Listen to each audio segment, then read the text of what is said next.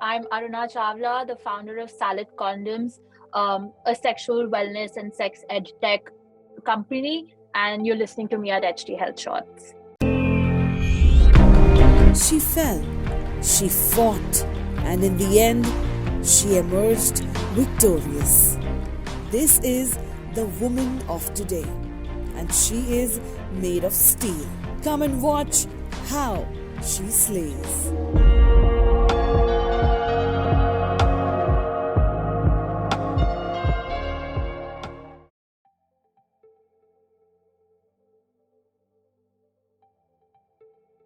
All my life, I was preparing for something like this without knowing.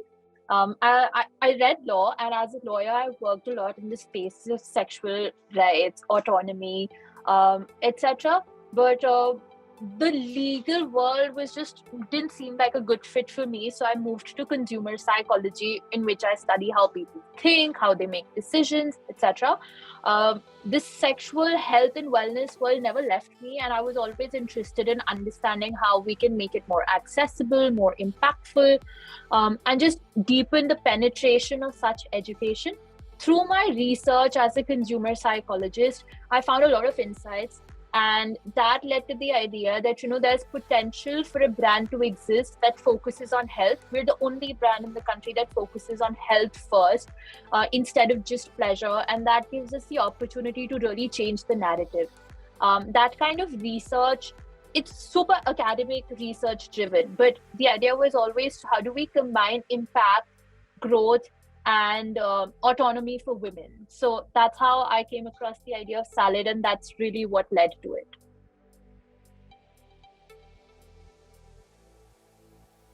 So condoms are an essential medical commodity, which means they're heavily regulated by the Department of Pharmaceuticals. But that also means that because of huge barriers to entry and that kind of monopoly, brands aren't really obligated to disclose ingredients, right? And what that means is that we don't really know what's going on, or what these condoms are made of, what's going inside the most private parts of our body. So it's very easy for us to say that, using condoms leads to allergies, but we don't know what's causing it. And through the research, so like just product development research I did, I found that there's an opportunity to launch a condom in the market that's one sourced from 100% sustainable rainforests in the country, which means that the only rainforest in the country that's fair trade certified. And unlike all other brands, we decided to go for ultra thins, so that the whole idea of, the condom's too thick, I can't feel it, etc., is not part of the narrative at all. So we're one of the thinnest in the market. But beyond that, we also don't have any artificial flavors or fragrances, right? So from like an experience perspective, there's no weird rubbery smell or taste that happens. But like most people don't realize it, but because there are no additives of that sort, there's also no allergies or rashes, which is one of the biggest reasons why women choose not to use condoms and instead go for other birth control options, right? I think condoms are great. They're really cheap. They're most easily accessible. They also don't have any side effects on the human body. And unfortunately, the way sexual safety in our country is set up, the burden unfairly falls on women. So my idea was always to launch a condom that takes all of these things into mind. Now, the idea of like ensuring that our condoms were vegan came from the fact that we want to talk about what goes inside the condom. Now, nobody is going to eat it, right? But at the same time, just having the opportunity to talk about our eco-conscious practices. We're not 100% eco-friendly, but we are an eco-conscious brand in terms of just the product as well. Was that there is potential for products like these to exist that do not use any animal byproducts. Usually condoms, when you do that kind of deep research, you'll find that there's an animal byproduct called casein, which is used to line the rubber and beat it into thin sheets. We don't use that because technology has advanced to a level where we can choose to use only plant-based products, but at the same time not lose stability and security of the product itself, which I think is really important for us to understand. And just using the vegan tag, and from a technical perspective, we completely fit and we understand, people are not going to eat the condom. But at the same time, it gives us an opportunity to talk about the ingredients, to talk about what goes inside a product like this, so that we can help educate more people, give them better access to such resources.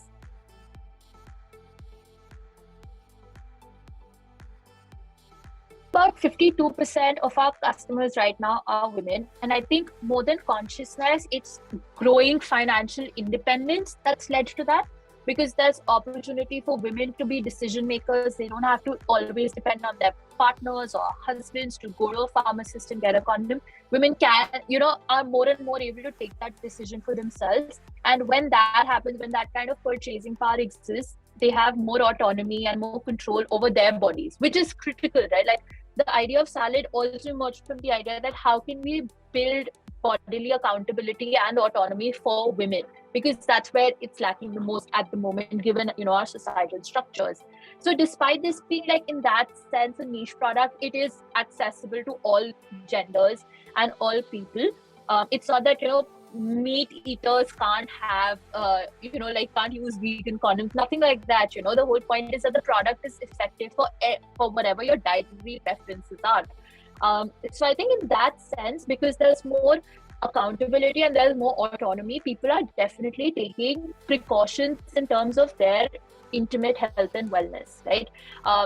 We also have a large number of people with growing consciousness in terms of when or whether they want children or not. It's not something that's 100% forced on people anymore, that you've reached a certain age, now you have to have a child, whatever your career aspirations or life plans are. So many people are also choosing to go, let me decide my life way. And in terms of that, there's greater accessibility and greater acceptance of not just condoms, but just general sexual and intimate health and wellness products of different kinds. And so many brands are coming up, and I love seeing this, that the industry is growing to a point where at least, like, people who've been exposed and have access to such resources are taking greater care of their health, of their wellness, whether it's physical, emotional, or mental.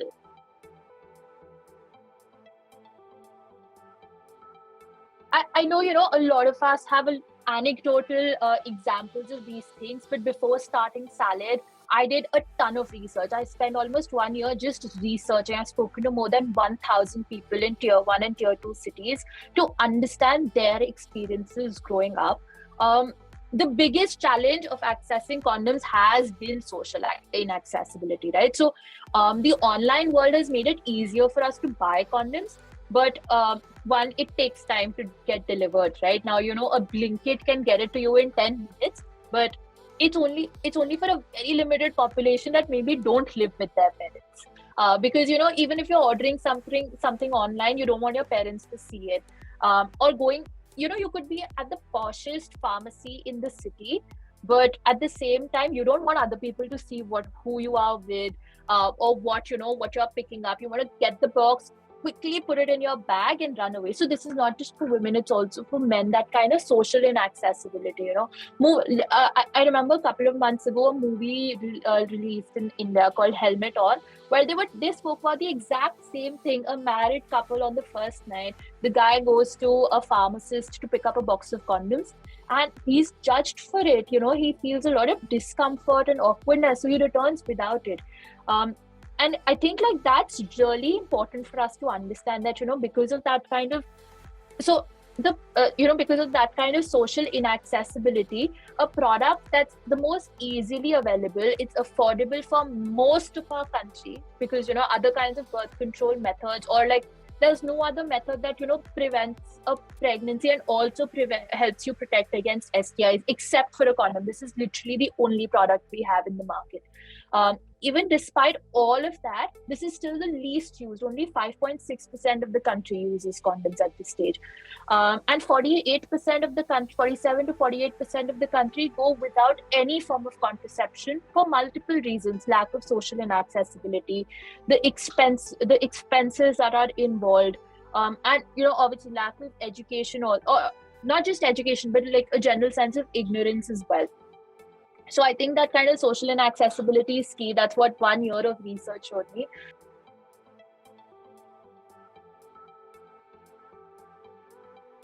So we launched in June 2021 officially. And right before our launch, I'd removed all images of mine from social media just to prevent, any kind of my images being used somewhere or the other. Even for any press interviews, I was just not open to or comfortable using my images because I wanted to test the waters out. I'll get into the women part and shortly, and the condom part as well. But just generally, as a sex tech or sex ed tech brand, there are a lot of challenges in terms of policies. India continues to have an obscenity clause where even content related to periods is marked or flagged as being inappropriate or obscene. So there's a huge barrier that we have to cross as sex ed tech or sexual products or intimate health and wellness brands in terms of just getting out there. Instagram, which continues to shadow ban posts, not just ours, but for other brands as well, even for educators. So, there are huge barriers to entry in that sense that we need to cross in order to just get to our population. Paid advertising is not going to be possible. So we have to use innovative and inventive ways of getting out there, right?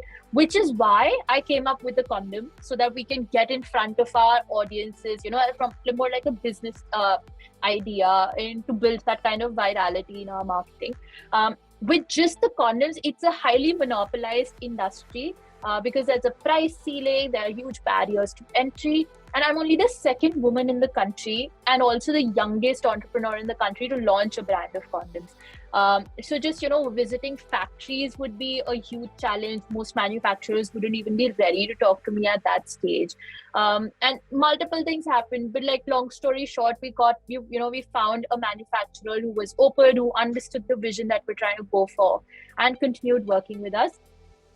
Only when people started realizing that there's a woman behind the brand, our social media pages would be full of really lewd messages. Just 3-4 days ago, I had a call of somebody who spoke to me for about 15-20 minutes, and we'd spoken on email about them being one of our wholesalers in their area. And their last question was, and I was quite hopeful that this sounds good, it's going to turn out well, good new business for us. The last question was, can I get to use this product with you? And that just puts such a damper on your mood, right? Because all I'm trying to do is a good job. And all I'm trying to do is build that kind of access and health and safety. I don't think anybody deserves it, man or woman. So that kind of personal versus professional demarcations don't exist at the moment. But we've also got a lot of praise and a lot of support from our community and our audience. So that's what keeps me going, despite all the roadblocks.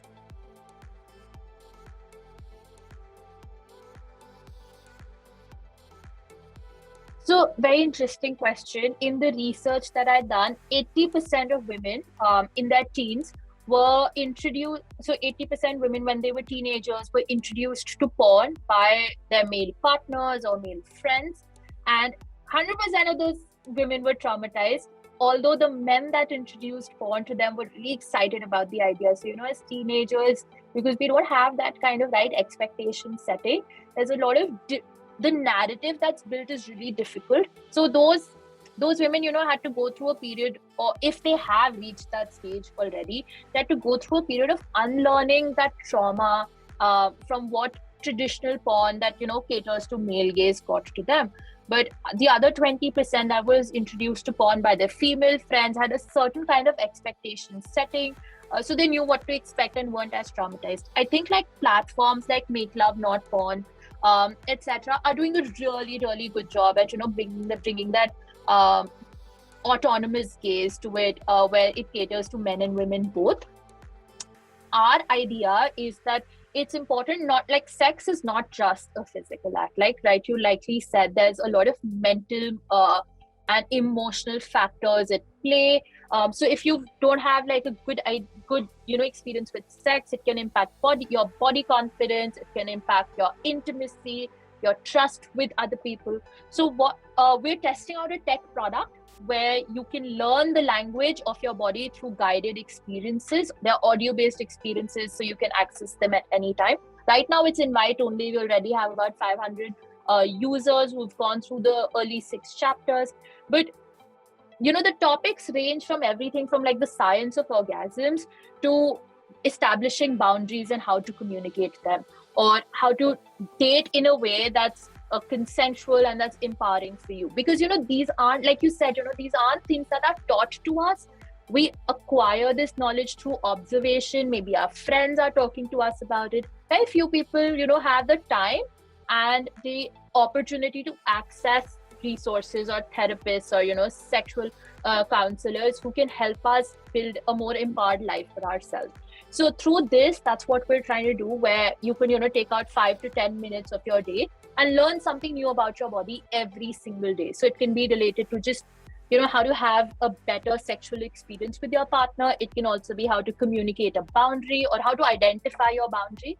So everything from the medical, clinical to the fun side of sex is what we're trying to do here through these audio experiences. And I believe that, the more we understand our body and our body's needs, what we like, what we don't like, the better our relationships become with other people as well. The better we can show up for ourselves in our relationships. So I think that's the kind of sex ed that we are focusing on, where it's not just very technical or doctor related. We want to incorporate a more holistic approach. So we've got doctors, gynecologists, therapists, relationship experts, counselors, everybody under the same roof, enabling this kind of education and learning for you.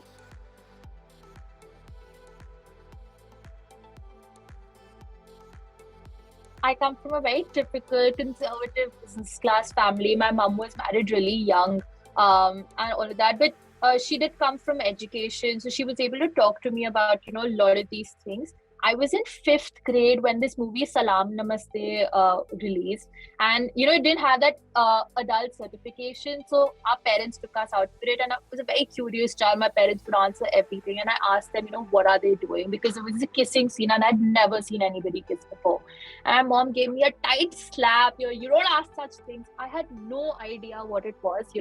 So for me, my introduction, despite all that privilege and all that education, was very negative.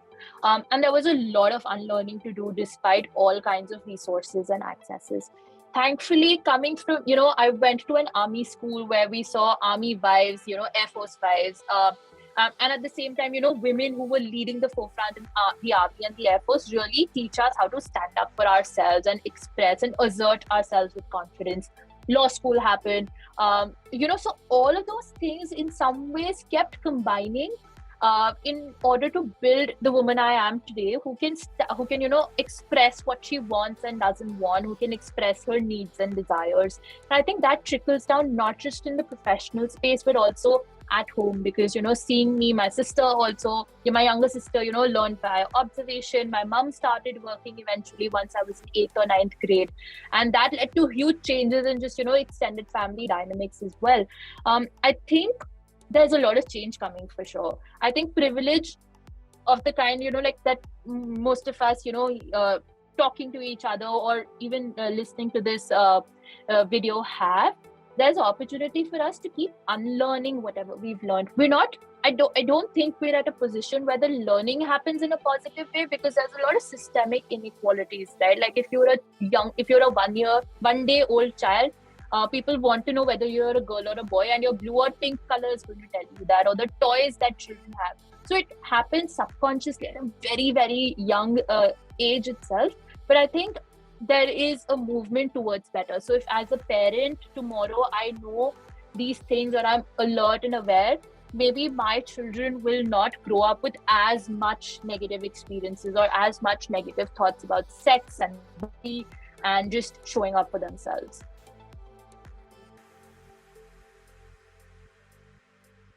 One of my early bosses or mentors now advised me one thing, that no matter what you do, whether it's entrepreneurship or a job, or you want to be a homemaker, whatever your choice is, ensure financial independence, so that you can make your own decisions and don't have to 100% be at somebody else's mercy.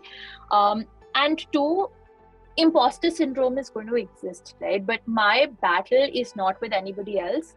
I'm fine being the dumbest person in the room, because that just gives me the opportunity to learn from everybody smarter than me. So I use a very student-led mindset where I'm just here to learn. I'm no expert on anything. And that just helps me keep imposter syndrome, and that in that sense, that way I'm not the smartest anyway. So if I can believe that and keep learning at every stage, it just helps me. And I think that's a good mental model to follow. It's worked really, really well for me. So, and I think it's a good mental model to follow for everybody else who wants to keep that growth mindset and not let expectations or perfection standards bog them down.